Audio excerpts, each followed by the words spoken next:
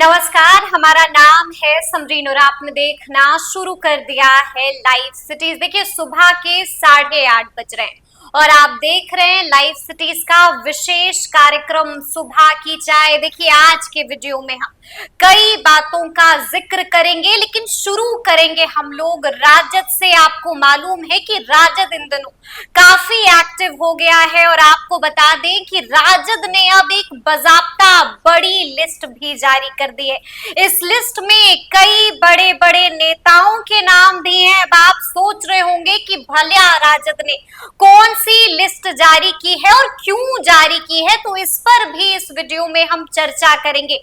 देखिए हम आपको इस वीडियो में ये भी बताएंगे कि कैसे रोहिणी आचार्य के एक ट्वीट से बिहार की सियासत में बवाल मच गया है। क्यों बवाल मच गया है, किसने क्या कहा है, इस पर भी बातचीत होगी। देखिए इस वीडियो में हम आपको ये भी बताएंगे कि कैसे शिक्षा विभाग के एक आदेश के बाद हंगामा मच गया है और अब तो माध्यमिक शिक्षक संगठनों ने सरकार को खुला अल्टीमेटम, खुली चेतावनी भी दे दी है। साफ साफ कह दिया है कि अगर आदेश वापस नहीं लिया गया तो फिर हम लोग बड़ा आंदोलन करेंगे। इस वीडियो में हम आपको चिराग पासवान के बारे में भी बताएंगे। हम आपको बताएंगे कि चिराग पासवान का प्लान तैयार है। प्लान क्या है, इस पर भी बातचीत होगी। इस वीडियो में अंत में हम बात करेंगे लैंड सर्वे की। तो आइए फिर बातचीत की शुरुआत करते हैं। तो इन तमाम मुद्दों पर सीधी बातचीत के लिए हमारे साथ सीनियर जर्नलिस्ट रवि उपाध्याय जी मौजूद हैं। सबसे पहले बहुत शुक्रिया बातचीत के लिए जी। रवि जी, हम लोग शुरू करेंगे राजद से। राजद इन दिनों काफी एक्टिव हो गया है और अब तो एक बड़ी लिस्ट भी जारी हो गई है। किस चीज की लिस्ट है, किन किन नेताओं का नाम है इस लिस्ट में? देखिए नेता प्रतिपक्ष जो तेजस्वी यादव हैं, जी जी, वह कल से यात्रा की शुभारंभ करेंगे। बिल्कुल जी। तो वो जो सद्भावना यात्रा है, जो आभार यात्रा है, तो वो आभार यात्रा कल से शुरुआत करने जा रहे हैं। और जननायक कर्पूरी ठाकुर के का जो गृह जिला है, जो उनकी कर्मस्थली है, वहीं से वो शुरुआत भी करने जा रहे हैं। तो ये एक बड़ा मैसेज भी पिछड़ा, अति पिछड़ा, दलित सब में देंगे वो। बिल्कुल जी। ये तेजस्वी यादव का ये है। तो उससे पहले तेजस्वी यादव कह लीजिए या उनकी पार्टी कह लीजिए, राष्ट्रीय जनता दल इंडिया ब्लॉक महागठबंधन में जो है, उसने एक लिस्ट तैयार किया है। लिस्ट तैयार की है वो जी। जिला प्रभारियों की लिस्ट है और कौन कौन चेहरे हैं जो जिला प्रभारी कई बड़े बड़े चेहरे हैं जिनको बड़ी बड़ी जिम्मेदारियां भी दे दी गई हैं। बिल्कुल, उसमें देखिए वो कई समीकरण को साधा है तेजस्वी ने। सिर्फ यह लिस्ट इसी तरह का लिस्ट नहीं है। जो लिस्ट है आप देखिएगा कि हर जिले में किसको बनाया गया है, कौन सा समीकरण साधा गया है। बिल्कुल, यह एक बड़ी बात है। ये एक बड़ी बात है, बिल्कुल जी। जाति सच्चाई है, इसको आप और हम इसको दरकिनार नहीं कर सकते। तो उसको तेजस्वी यादव की टीम, तेजस्वी यादव की थिंक टैंक राष्ट्रीय जनता दल ने जो लिस्ट, जो सूची जारी की है, उसमें तमाम वैसे वैसे चेहरे को प्रमुखता के साथ जिले का प्रभारी बनाया गया है कि तेजस्वी जब यात्रा पर जाएं तो उसका इम्पैक्ट दिखाई पड़े, यानी कि तेजस्वी यादव के यात्रा से पहले ही राजद ने माहौल बनाना शुरू कर दिया है। रवि जी बिल्कुल, देखिए माहौल को आप देखिए, राजनीति करना है और 2025 है, तो ऐसे में तेजस्वी इस बार चूकने वाले नहीं है और सामने बड़ी चुनौती है उनके।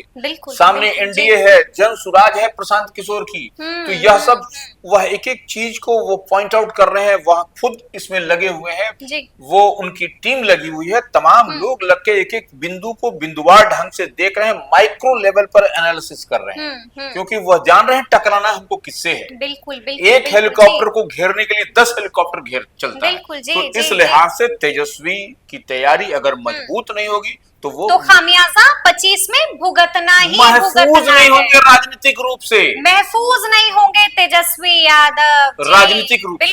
बिल्कुल। तो ये इस चुनौती को वो बहुत मजबूती से और माने एक्सेप्ट करते हुए वह जो लिस्ट है, उस आप देखिएगा तो लाइव सिटीज के व्यूअर्स भी देखेंगे तो समझ जाएंगे। वो लिस्ट आप अपने स्क्रीन पर देख पा रहे होंगे, लेकिन हम आपसे जानना चाहेंगे कि कई बड़े चेहरे हैं जिनको बड़ी बड़ी जिम्मेदारियां भी दे दी गई हैं। कुछ नाम भी बता दीजिए रवि जी। मोटे तौर पर आप देखिए कि मुन्ना शुक्ला पूर्व सांसद, कहाँ का प्रभारी बनाया गया? वही बता रहे हैं, मुन्ना शुक्ला पूर्व सांसद, पूर्व विधायक, माने जो कह लीजिए आप, सब लोकसभा प्रत्याशी, वह जो है सो लड़ते हुए दिखाई पड़े थे आपको वैशाली से उनको पटना का बनाया गया, पटना का प्रभारी बना दिया गया है मुन्ना शुक्ला को जी। अब देखिए इसमें और थोड़ा सा समझ लीजिए। हाँ।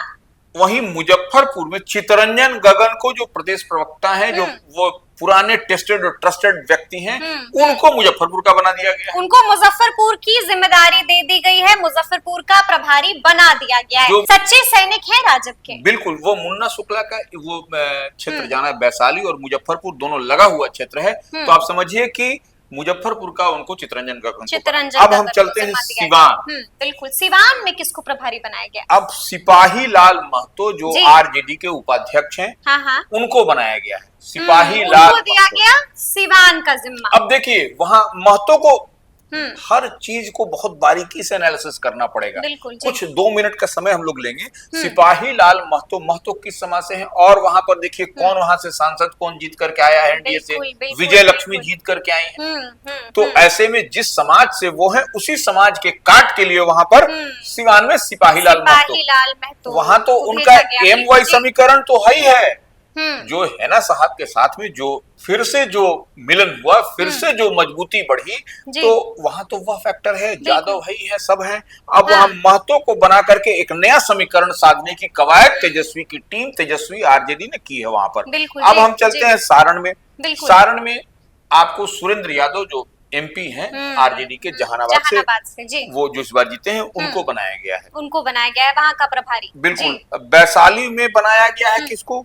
फैसल अली को, जो बिहार विधान परिषद के सदस्य हैं। उसी तरह से बगहा में बनाया गया है सिवान के रहने वाले, सिवान से जो एमएलसी हैं, उनको विनोद जायसवाल को बनाया गया है। विनोद जायसवाल को वहां का जिम्मा दे दिया गया है, बगहा का। बिल्कुल। अब चलिए, अब बगहा का भी समीकरण समझना पड़ेगा। बगहा इसी तरह से हम नहीं बोल रहे हैं, बगहा में आपको वो जायसवाल हैं, और जायसवाल वहां पर सांसद भी हैं, वहां समझ लीजिए। तो वो जायसवाल को साधने के लिए वहां पर ये बड़े नेता को बड़ी तैयारी। अब शिवहर देखिए, शिवहर सौरभ सिंह एमएलसी को जगह दी गई। बिल्कुल जी। वो सौरभ सिंह भी एमएलसी हैं, वह भी जाना पहचाना बड़ा नाम है, बिल्कुल। अच्छा, अब चलिए मुन्ना शुक्ला को बता ही दिए हम। पटना में बक्सर में अशोक पांडे एमएलसी हैं, देखिए ब्राह्मण हैं, उसी जोन से आते हैं, सासाराम से। तो ऐसे में इनको बक्सर का प्रभारी बनाया गया है, और बक्सर में आप जानते हैं, सब लोग जानता है कि वहां पर ब्राह्मण का वहां गढ़ माना जाता है। बिल्कुल। आप मिथिलेश तिवारी इस बार लड़े, उससे पहले जो है हार गए, इससे पहले जो है सो अश्विनी चौबे लड़ते थे वहां से। तो वो इसलिए वहां पर देखिए वो स्ट्राइक करने के लिए यह सब लिस्ट तैयार हुआ है, अशोक पांडे एमएलसी को वहां पर भेजा गया है बक्सर में। तो यह एक बड़ी तैयारी दिखाई पड़ रही है, बड़ी तैयारी है राजद की। चलिए अब देखना होगा कि कितने सफल होते हैं राजद वाले। अब हम जिक्र करेंगे रोहिणी आचार्य का। रवि जी, रोहिणी आचार्य ने एक ट्वीट क्या कर दिया कि हंगामा मच गया, लेकिन सबसे पहले हम आपसे जानना चाहेंगे कि ट्वीट कर रोहिणी आचार्य ने ऐसा क्या कहा था। देखिए, रोहिणी आचार्य लालू प्रसाद यादव की बिटिया है। वो इस बार सारण से लोकसभा का चुनाव लड़ी, बहुत कांटे का टसल दिया उन्होंने, लेकिन बड़े और कद्दावर नेता भारतीय जनता पार्टी के राजीव प्रताप रूडी से वह शिकस्त हार गई जी। तो वो उन्होंने क्या कहा कि तीज के समय में एक और झूठी कसम। बिल्कुल। तो वो क्या कसम है? वो तो ... है। तो वो किसने कसम खाई? नाम उन्होंने नहीं लिया है। नाम लिए बगैर उन्होंने कहा है कि तीज के समय एक और झूठी कसम। और ये कब उन्होंने कहा?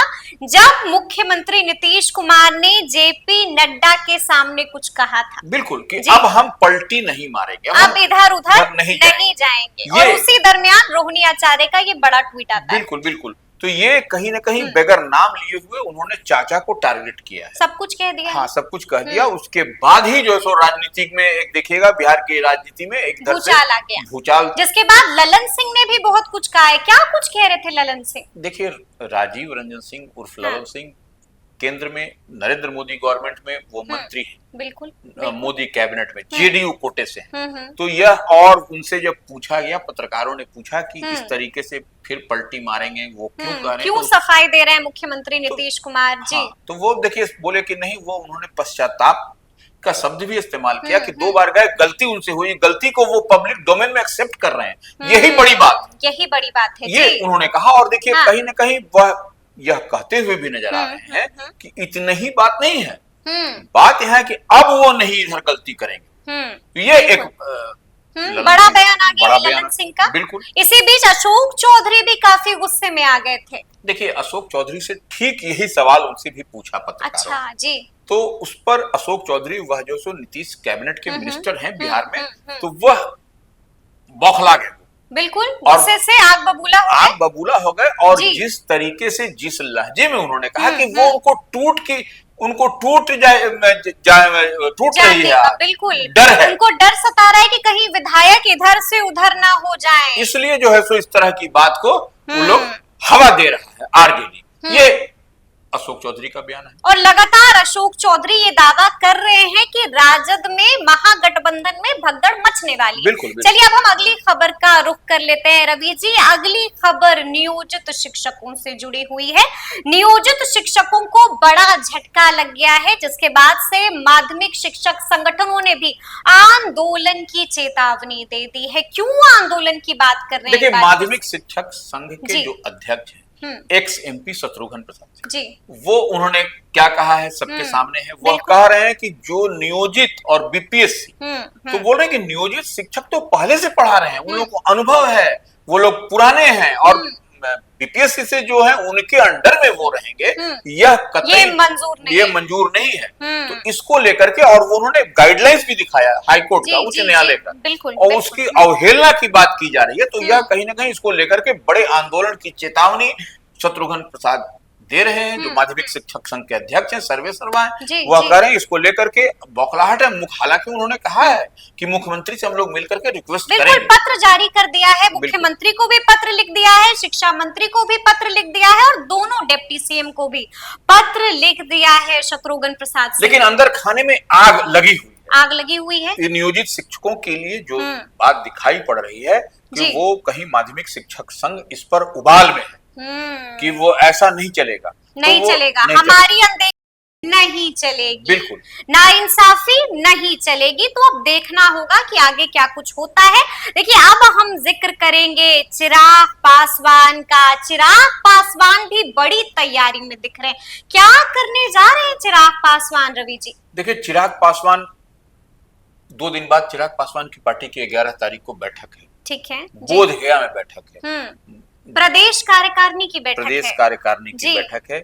और वो बोधगया को इसलिए चुना गया है कि वह भगवान बुद्ध की ज्ञान स्थली है। बिल्कुल। तो वो उस ज्ञान स्थली से कुछ ज्ञान की प्राप्ति होगी, अपने भी होगी, उनकी पार्टी के कार्यकर्ताओं को होगी, और लाउड एंड क्लियर मैसेज भी होगा कि क्या वो लोग 2025 के विधानसभा के चुनाव में किन किन सीटों पर वह चुनाव लड़ेंगे। यह अंदर खाने में तैयारी होगी। किन किन सीटों पर चुनाव लड़ेंगे, इसके लिए भी बातचीत होगी बैठक के अंदर। सीटों को चिन्हित भी किया जाएगा रवि जी। देखिए निश्चित रूप से सीट इन लोगों का चिन्हित है। अच्छा, सीट चिन्हित है पहले से? सीट चिन्हित है। इन लोगों का वर्क भी पहले से चल रहा है। लोकसभा चुनाव की तैयारी के दरमियान पहले से ही लोग अपना अपना काम कर रहा है। और ये लोग, देखिए एक बात तो मानना पड़ेगा ना कि चिराग पासवान 2020 के विधानसभा चुनाव के बाद से ही उनकी तैयारी चल रही है। बिल्कुल। तो वैसे में आप देखिए कि पिछले विधानसभा चुनाव में कितने सीट चिराग मॉडल जी, वो अपने बलबूते लड़े थे। हालांकि परिणाम वो सकारात्मक वो नहीं हुआ। लेकिन अब जो है सो वो तैयारी करने से कहीं ना कहीं उनको यह समझ में आ गया कि बिहार में हमको कहाँ फील्डिंग, बॉलिंग, बैटिंग करनी है। तो वो अब ये 5 सीट जो 100% स्ट्राइक रेट की हम लोग बार बार बात करते हैं कि लोकसभा क्षेत्र में, लोकसभा की सीट पर चिराग पासवान की पार्टी लोक जनशक्ति पार्टी रामविलास को। तो ऐसे में एक बात स्पष्ट है समरीन कि आप ये जो तमाम राजनीतिक पंडित, राजनीतिक विश्लेषक ये जो आंकड़ा लगा रहे हैं कि 6-25-30 माने 30 सीट पर वो लड़ेगी, तो 30 सीट नहीं होने जा रहा है। 30 नहीं होने जा रही है, तो फिर कितनी होने जा रही है? वो 50 सीट पर वो लोग लड़ेंगे। 50 सीट पर लड़ेगा एलजेपीआर, बड़ी बात कह रहे हैं आप। 50 सीट मिल जाएगी 50 सीट। 50 सीट पर लड़ने की अंदर खाने में तैयारी है। हम लोग तो कहते थे कि 5 सीट 6 सीट मांग रहे हैं लोकसभा के चुनाव में, तो लोग ट्रोल करते थे कि कहां से ये चिराग पासवान की पार्टी को 5 सीट मिलेगा।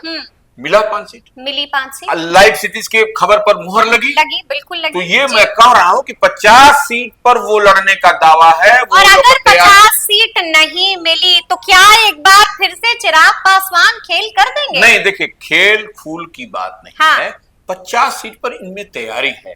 अगर यदि देखिए सब कुछ कॉर्डियल एटमॉस्फेयर में सब कुछ समान ढंग से बातचीत हुआ तालमेल के तहत, तो ये निश्चित रूप से चिराग पासवान कम बेसी भी हो सकती है, लेकिन तैयारी इन लोगों की है।